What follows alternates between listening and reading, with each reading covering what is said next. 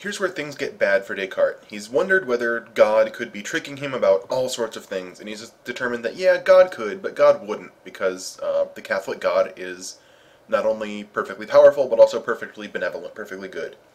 But that doesn't rule out the fact that an evil demon could be tricking Descartes instead, something that's similarly, if not quite as powerful as the Catholic God, but also quite evil.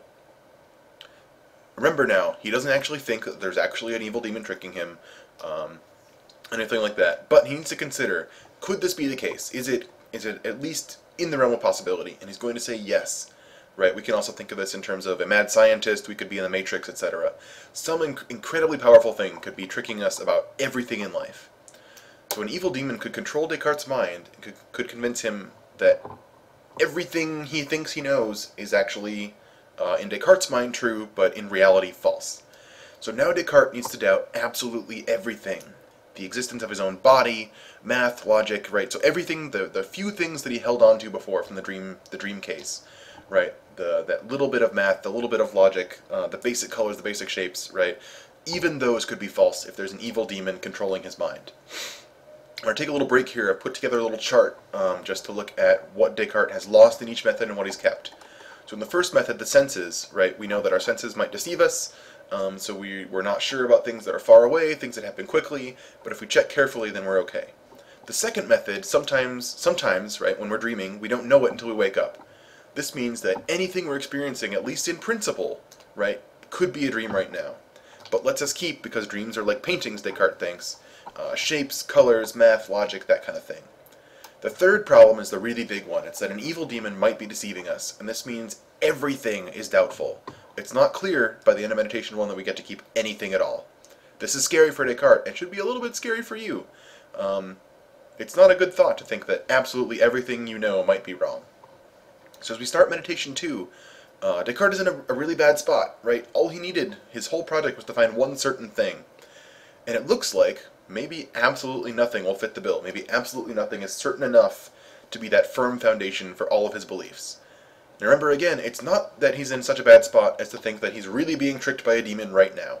Right? This is not what he thinks, this is not what he's saying. This is not something we should actually be worried about.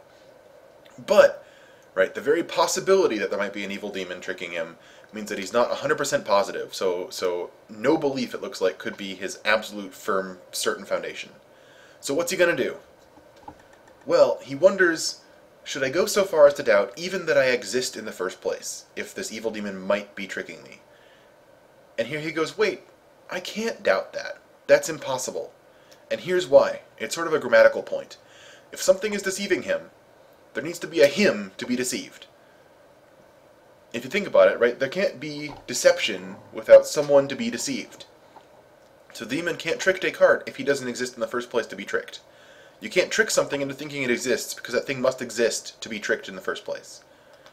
So even though Descartes can doubt everything else, he's absolutely sure that he must exist. And what evidence can he use? The fact that he's thinking.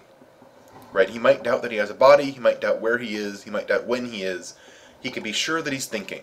And so here's where the most famous line in philosophy comes from. In Latin, it's cogito ergo sum. You've probably seen it that way. And no doubt you've heard it used and thoroughly abused. I think, therefore I am. So Descartes is sure that there's at least one thing going on, and it's that he is thinking. As a result, right, he can prove to himself that he exists, because anything that thinks must be in existence to do the thinking. Right? There can't just be thinking floating around in the middle of nowhere. Right? Something has to do the thinking. There must be a subject to do this verb. Right? So as long as Descartes is thinking, as long as he's wondering, am I being tricked right now? Am I being deceived? He knows he exists. Something must exist to think. This doesn't mean, though, it's important to remember, it doesn't mean that Descartes knows all that much more than this.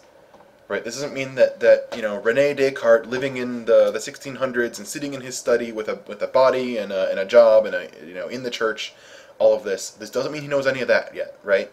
All he knows is, I exist. Whatever I am, whenever, wherever I am, something exists that thinks, and that thing is me. This is all he knows. So now he has to build from here. It's going to take a lot of doing to get from I'm thinking, therefore I exist, to anything more. We'll look at how he does that in our next video.